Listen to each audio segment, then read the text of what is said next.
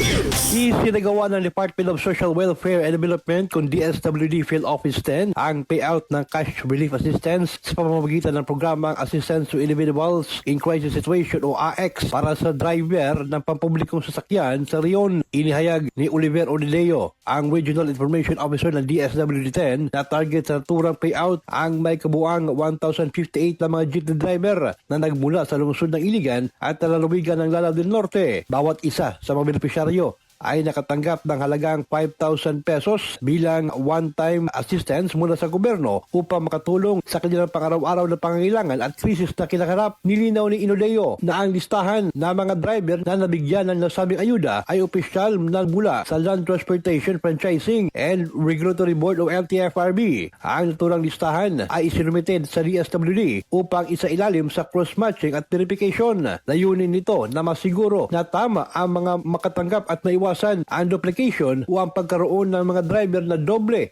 na ang natanggap na tulong mula sa ibang programa. Nagpasalamat ang mga driver sa Iligan sa natanggap nilang tig 5,000 piso na cash relief assistance mula sa gobyerno na malaking tulong sa kanilang gastusin sa pamilya. Kasama mo sa RMN DXIC Iligan, Radyo Man, Jado Barco, Tatak, RMN. RMN Network News.